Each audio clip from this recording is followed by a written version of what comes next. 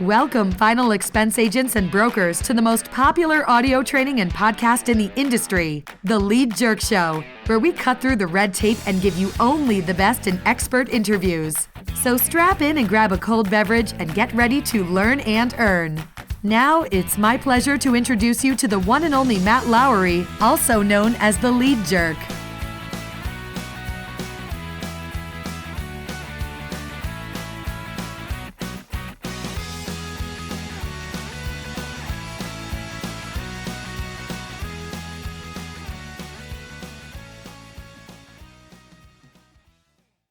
Okay, guys, we got a really good interview coming up with Todd King.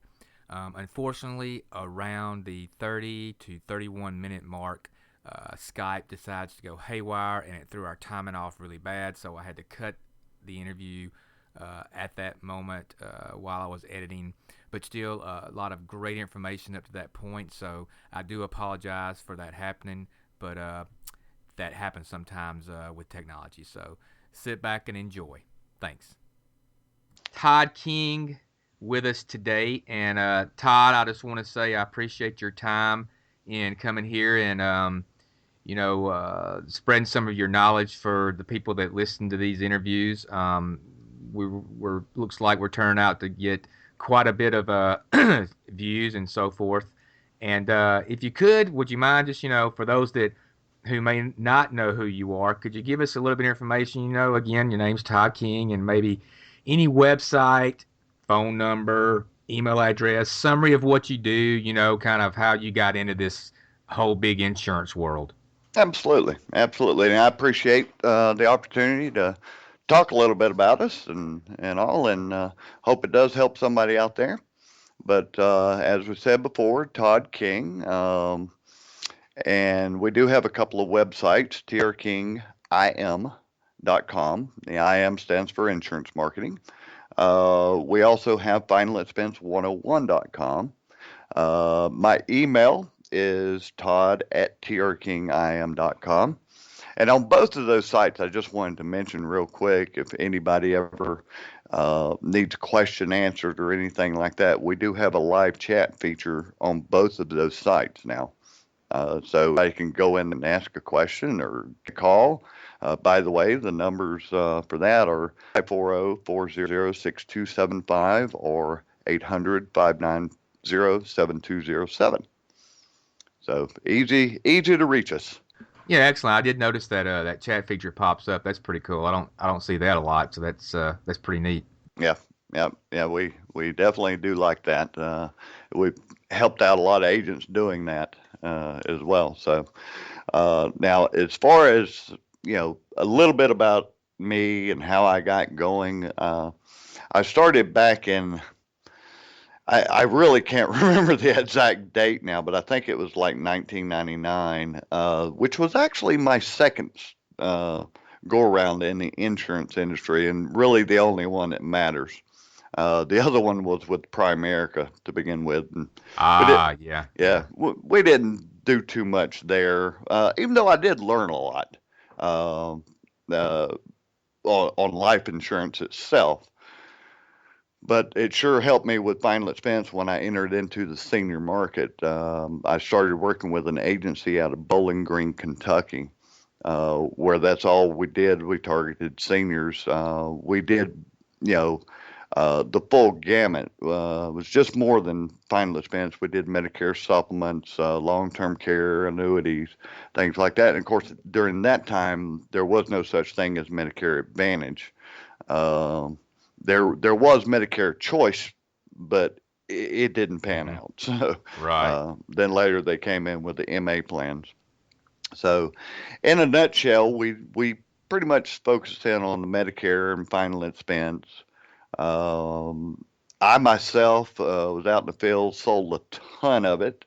And moreover, I think I can help agents of where I failed in that part. Mm-hmm. What I didn't do right. So I'll tell you this. There's one thing in this business that I have found. If the agents will just be consistent, that's consistent in ordering your leads and consistent in working them, Right. you'll be okay. You'll be just fine. Now, Yeah. of course, Yeah. I found the same thing, Todd. I agree. and that's one thing that I wasn't.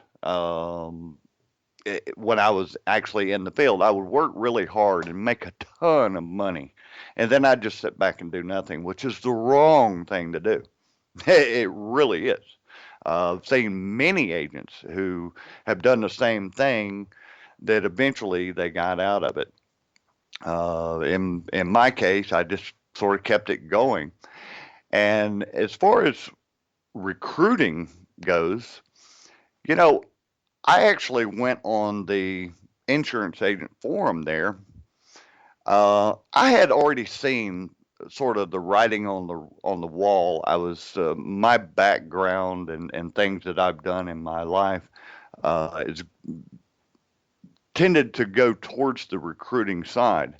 But I still, even when I joined the forum, I did not intend on recruiting. But what I did notice when I went in there, and I only went in there to learn some things and maybe expand my horizons in different areas. Right.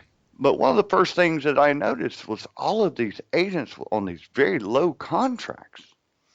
And so when I would see an agent, I would say, hey, I can get you a better contract than that. And I had no idea that it would pan out to be what it is today. No idea. I was just helping people out, giving them a couple of contracts here and there. And from that very day, my phone has not stopped ringing, which is a good thing. I'm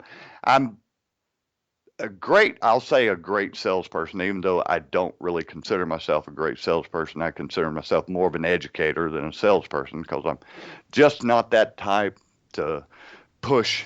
Right.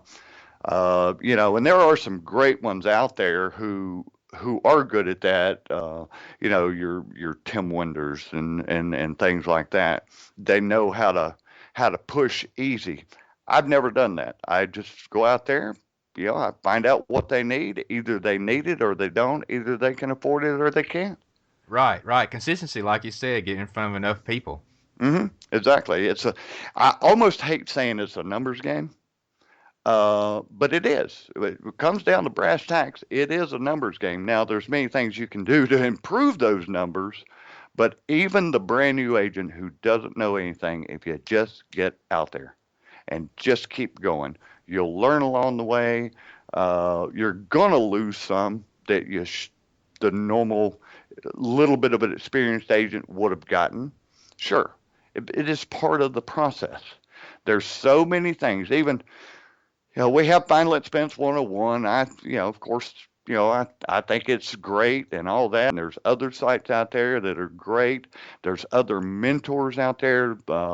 David Duford, he's great. Yep. Scott and Travis over at FEX, where they have their calls and everything. All those Sure. things. Yeah. All those things are great, but there's no way to learn everything until you get out there in the field. That's right. And going back to talking about that numbers game, you hit the nail on the head. The longer I'm in this, the more I discover, let's see, let's look at it, Matt. Hey, you've got a lot of leads to work this week. You're gonna make a lot of money. Matt, you don't have that many leads to work this week. You're not gonna make as much money. Yeah, yeah, exactly. That's exactly right. But one thing that I have seen numerous times, a lot of agents brand new coming over, and they're kind of like me. I'm kind of an analytical person. I've never been comfortable at selling anything until I knew the product, and I get that. A lot of agents want to learn things. I call them engineers because by nature engineers are that way. That's right. They've just got to analyze it to death and everything. But the problem with that is you'll never get going. You'll just never get going. You'll always find a reason to, you'll always find a reason to, you don't have this certain part of an application memorized perfectly or know how to pronounce that prescription. I know. Yeah, exactly. And I do get those calls all the time from agents. They're analyzing, and of course, there's certain things you've got to learn. You've got to, read your underwriting guides, get familiar with the applications, things like that. But once again, you're never going to do anything until you get out there and see the people. That's what it's all about. See the people, then you make the money. That's right. And I wanted to ask you, what, as far as, things that you had to overcome, when you were in the field, what were they, when you were working FE hard, that you try to help, you want to expound upon agents that may be listening that was maybe a light went off one day and really helped you? Um, that's a very good question. I'm thinking, well, first of all, I've got to go back to it, consistency.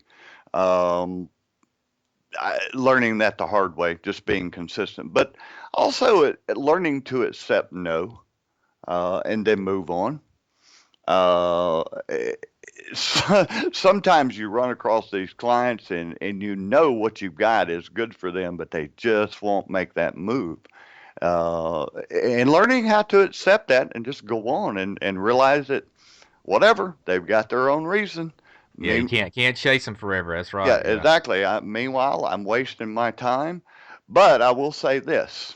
I was always, when it comes to leads, I've never thrown a lead away unless one of two things happen. They either tell me straight out, no, I don't need it, don't call me again, or they die. Other than that, Right. that lead never goes in the trash because timing is everything. Yeah. If if you run across someone that's recently been to a funeral, they're going to be thinking about it. It's on the forefront of their mind. You know, it's a timing thing. You know, many of us, well, for final expense in and of itself, for the most part, it is it's the procrastinator's policy. you know, That's right. Yeah, it is. they've Yep. gone for many years. They put it off. They put it off, and they put it off until they finally realize, hey, I can't put it off anymore. Opportunity is knocking right now. Yes, I should have done it before, but I can't cry over spilt milk. Need to do it now. So, but it is timing, and for the most part, your final expense is for the poor people. Now, I mentioned before that we did Medicare supplements as well, and Right. we mainly during that time we mainly targeted med subs and cross sold final expense and long term care and all that. It was just a great way to get into the door, an easier way, I think, to get into the door. But then there again, you're leaving some of the age groups out because on Medicare supplement, really the lowest that you're going to start talking to someone is when they're age 64. Right. So you're leaving ages 50 through 64 out a lot there. That's a Uh, lot of people too. Yeah. yeah, Yeah. it is, and of course there again, the closer you get down to that age 50, the less I think the less luck you're going to have on selling the final expense anyway. They're still procrastinating. Hell, I mean, if they're not in my eyes, I mean, I'll work, 50-year-olds to 85, but from my experience, I mean, unless they're like towards middle 50s to somewhat late 50s, I mean, you have to consider a lot of these folks still working. hmm God bless them for that. Yeah, But absolutely, absolutely. yeah, you make a good point about that with that cross sell and that T65 prospect is you're going to be cutting out about 14 years worth of prospects. Yeah, exactly. So, there were times in my career, even after I left the captive agency, who did, by the way, supply us with what we called at the time interest leads. They were telemarketed leads, and they worked absolutely great. Um, but after I left that and didn't have the telemarketed leads and started doing direct mailers, um, I found out that every once in a while, even though I did a lot of Medicare supplement mailers, I would do a final expense drop here and there, Right. Mhm. maybe about once a month or so. And those really panned out because, as you well know, final expense is great upfront money, absolutely wonderful Yes, it up, is. upfront money.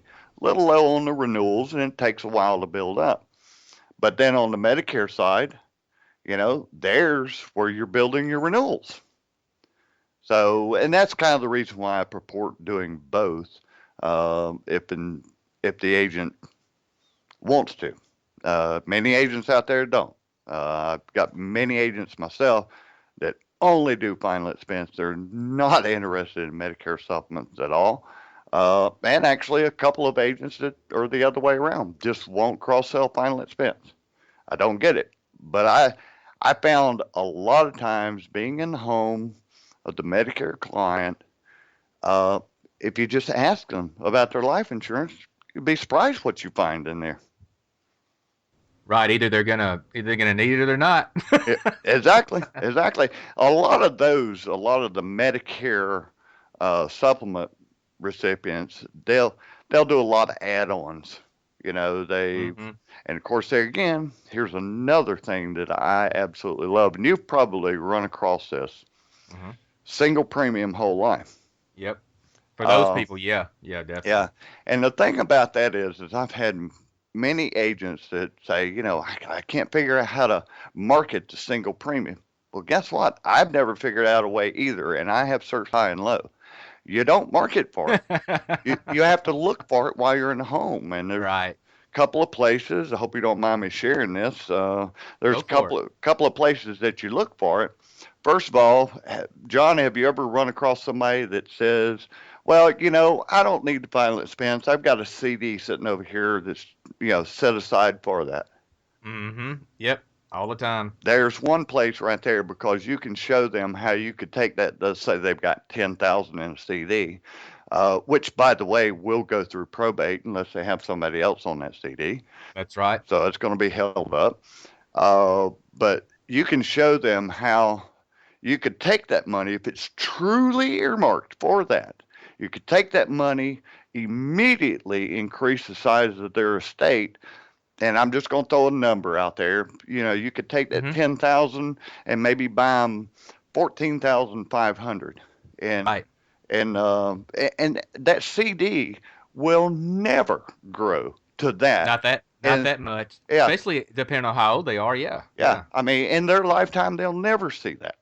All you got to do is use the rule of 72, and even if it's 1% that they're getting, it's going to be 72 years before it doubles, or 36 years before saving 30 years before you get to that 14 and a half. Yeah, it's not, it's not going to work. So that's a great place. Another place is, and you've probably seen this as well. You walk into someone's home and they start pulling out all these policies that they've got. Right. Maybe six, eight. I've seen 15 and 20 policies where Yep. they picked them up over the years, little thousand, The, $2,000, three yep. thousand dollar policy. Little debit company Hmm. policies here and there. Yep. Yep. Some of them are paid up, some of them are not.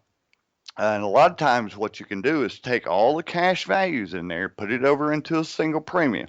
Now, they may not, on the face amount, get quite as much as they had with all the other policies, but here's the key: they're not going to pay for it again. Exactly. It's paid for. It's done. It's over. They're not being stretched anymore. Exactly. Now, if they're still comfortable at paying that amount, you could take part of it, put it over in single premium, take out another policy. They're still not paying as you know any more than they were before, but they're probably going to end up with more face amount. So you've got to find those single premiums, and then they're great when they happen. Well, going back and touching on the, you said you start with tail leads, and obviously that's, I do that Mm. too. Um, you know, my feeling on that, which we've discussed before, is when you were talking about you moved into direct mail, Mm-hmm. and peppering direct mail, because I'm a big proponent of direct mail. I mean, it flat out works. Like you said, it's been proven it works. Hmm. But then peppering stuff with tele leads, and maybe even for new agents that aren't wanting to wait around 3 weeks. In some areas, maybe a little quicker, but Hmm. 3 to 4 weeks for their first mail pieces to come back in. What's your opinion on that? What have you found over the years, Todd? I think that is a great way for an agent to get started quickly. And I do believe, yes, absolutely. If you could make only one choice, it would have to be direct mailers. Um, I agree. Yeah. but the telemarket leads are absolutely great. Peppering them in there, they're quicker. Um, one of the problems that I've seen, we didn't discuss this, and you might be able to elaborate on it. With telemarket leads that I've seen with my agents is the people being telemarketed, and then you can't ever get them on the phone again. Yeah. That's the most It amazing happens. thing. I don't really get that unless they're absolutely looking for that call. So with telemarketed leads, if you're within inside the area, I really think your best bet is to go door knock them instead of trying to Yeah. call them. I do too, especially if you get a recording or something that you can play back to them and say, Yeah. "Hey, Oh yeah. But going back to what you just said, on getting an answer the phone, Mm-hmm. it seems like it never fails about this time of the year. Were we in June? Mm-hmm. June 2015. Okay. About this time of the year, it seems it always falls off a little bit. Not the leads coming in, but the ability to contact them. Mm-hmm. I mean, I, so for me, it's not a question of is my appointment center doing her job, because she's downstairs. Right. So I know how many passes she's making, Mm-hmm. 4 or 5 sometimes in a day. Mm-hmm. And what we started doing is making it a habit. Some of these guys get their tel leads and they'll call them right away. Mm-hmm. Okay. Mm-hmm.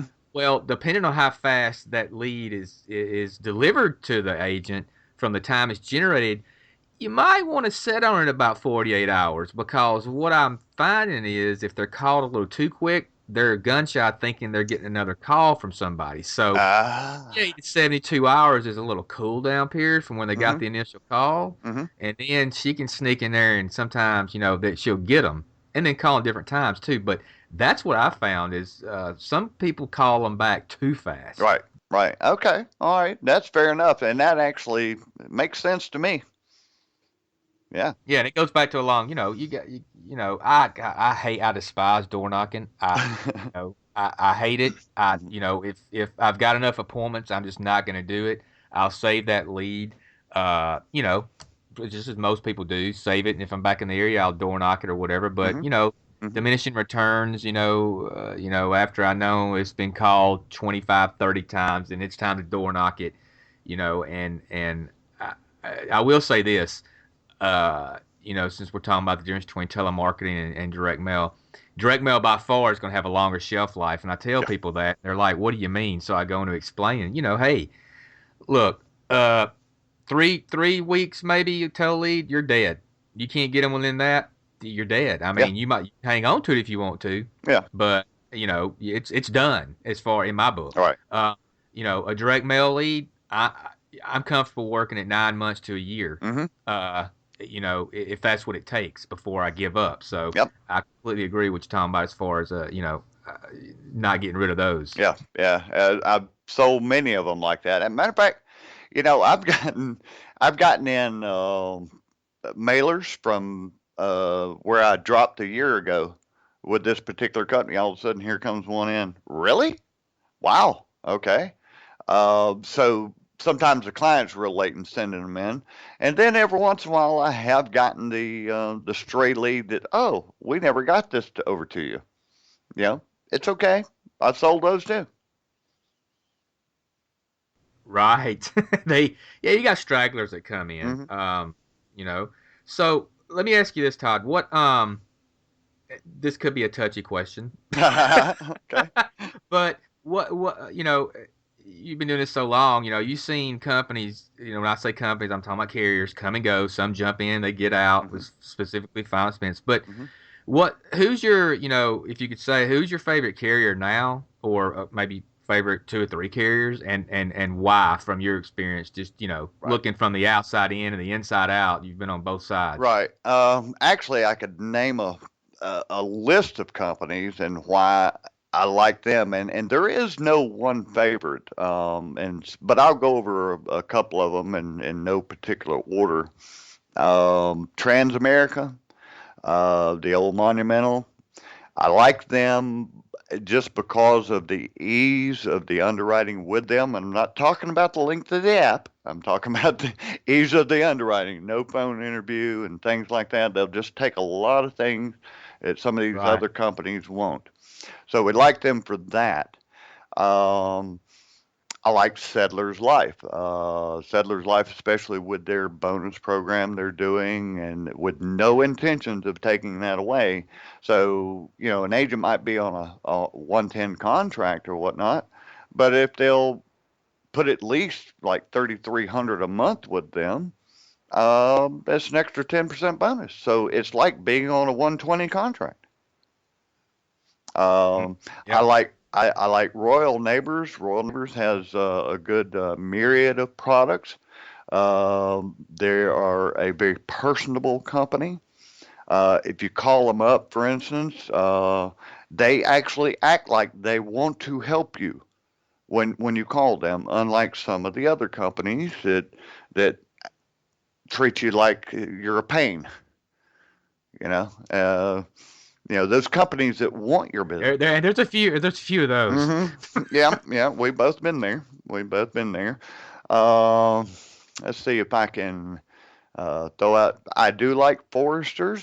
Foresters Yep, one of my favorites. is very good. Now, in the beginning, when Foresters really came out and they got bombarded with agents and got bombarded with contracts, they were a pain to deal with during that time. But then they straightened things out. Just like, and let me go back to Transamerica. Transamerica has finally started listening to the agents. Um, I won't name any names, but some of the upper echelon in Transamerica were either moved to a different department or whatever, and so now the right people are in the right place to get some things changed. And I think I don't know if you use them at all, but Yeah, occasionally I do. I've held back a little bit until I start seeing what you're talking yeah, about happening. yeah. But yeah, I mean, they're some people refer to them like Walmart. I mean, Mhm. people want to fuss about Walmart, but hey, you know what? Read the app and the underwriting guide and the prescriptions and see how you feel. Right. Great analogy. That's a great analogy. Yeah, going to Walmart sometimes is a pain in the butt, but you do save a lot of money. I'm not saying you save money with Transamerica, but it's convenience and all that. I've got many agents who just don't want to do a phone interview, and Transamerica is absolutely wonderful for that. Of course, you've got some agents who absolutely want the phone interview done because they want to know before they go. Yeah, and I'm That's one of those. I mm, mean, I'll write one without, but man, let me tell you, I love the phone interviews. right, right. And then going back to Royal Neighbors now. Royal Neighbors has got the app over the phone. They've gotten better with the time on that. They have, yeah. Uh, and hopefully they'll get even better. But they've always been a pleasure to work with. Uh, Hadn't they though? yeah, Anytime I've ever had any dealings with them, anything, I mean, they really are. They're probably. I wish I did more business with them. They're probably the nicest and the most apt to try to help you if you need anything that I've come across. exactly. And then settlers. Uh, I know that, they've been around for a while. I consider settlers that they were a company that kind of got stuck in the old school way, and it was hard to get them out of that. Mm-hmm. But now they do have new people in place with new visions, and they're slowly moving and improving things. Um, of course, now they're right down the road from us. So, but that's not the reason why I say I like them. That doesn't matter to me. I could have a company right next door that if Right. they're no good, they're no good. Plain and simple. But Settlers is really getting the stuff going together, and I like the fact that you can write all ages, and with the new grandchild writer that they've got that's built in. It's funny you say that. I got an agent that's a That's friend great. of mine that that that mentioned he actually used that to replace a policy a couple of weeks ago. Yeah, So yeah, it's pretty powerful. yeah, absolutely. And of course, that is depends on some of the presentation of the agent too. Um, yeah, let me. And I have a tendency to get off on a tangent here, but Oh, go for it. Go for it. with Transamerica Premier, the old monumental side, and you got to understand for anyone listening, there's two sides of Transamerica. There's the family market side, and then there's the Transamerica Premier side. And through the channel that we use for the Transamerica Premier side, we have the Legacy Safeguard program, which is the same as your Dignity Planning or Lincoln Heritage Funeral Guardian Society.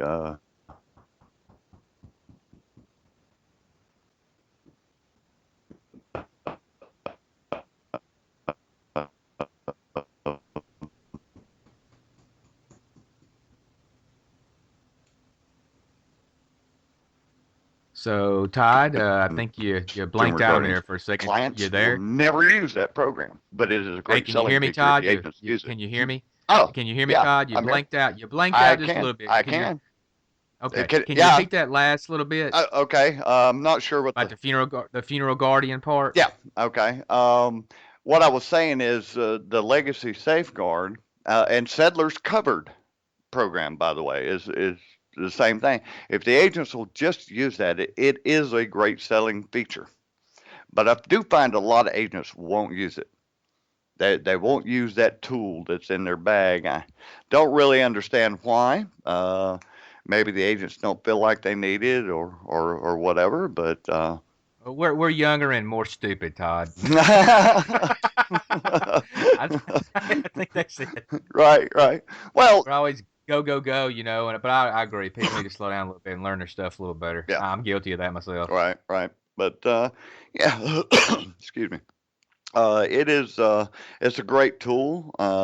But there's all kinds of them out there. Like I say, you got the Legacy Safeguard, Dignity Planning, Settlers has got their Cupboard program.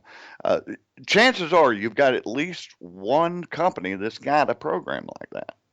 Now, once again, 95 plus percent of the clients won't use it, you Right. know, That's true. but But it's not always it's not always, yeah. It sometimes it just helps for them to know it's there. I mean, your right, car can go 100 miles an hour, but you're not going to drive it that way. right. Depending. Right.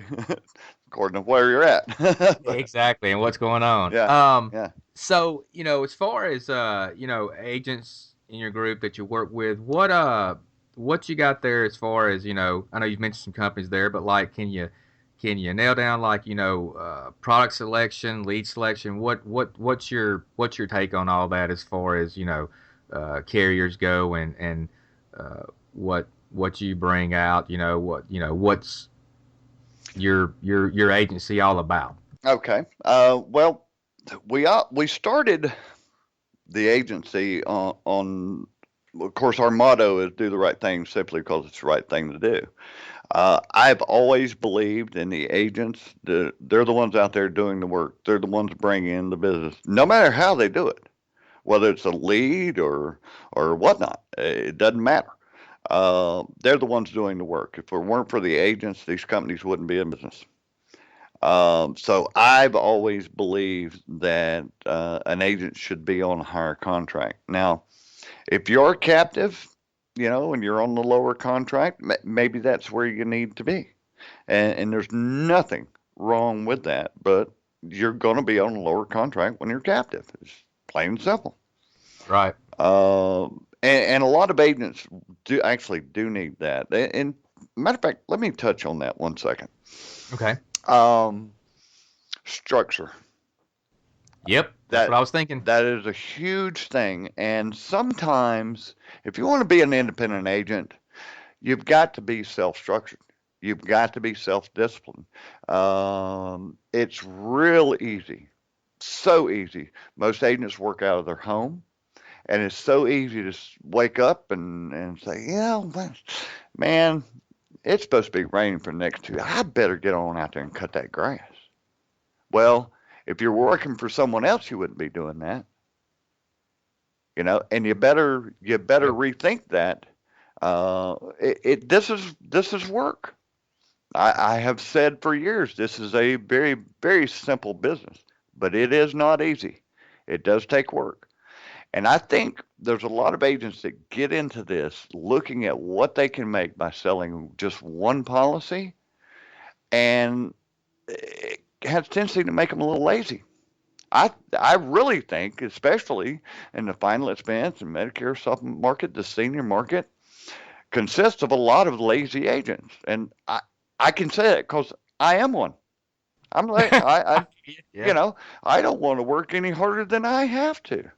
Yeah. Which, by the way, going back to something I said earlier, is great that I got into the recruiting side, because now I have to be here for the agents day in, day out. So that's my structure. I did a little self-structure for me. I don't have a choice. I've always been the type that if I promise you something, I'm going to deliver it. But if I promise myself, maybe. Yeah, because it's once you got it down and got your presentation down, and you're halfway intelligent, right? And you got a little bit of work ethic, you go out there and write 5,000 in a week. Yeah. It's real easy the next week to say, I'm not working this week. Yeah. Absolutely. Absolutely. But if you'll just keep going,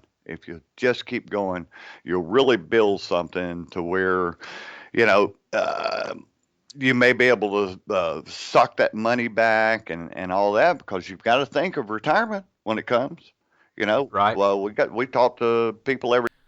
Okay, well, there we go, folks. Again, I apologize about having to cut that interview short. It was just nothing we could do about it. Skype, again, went haywire on us. But still a lot of good information there on that interview. Again, Todd's contact information is finalexpense101.com. That's kind of like his training site. And then his agency site is www.trkingim.com. Again, trkingim.com. And remember, for the best teleleads for final expense in the industry, visit us at www.theleadjerk.com. Again, www.theleadjerk.com.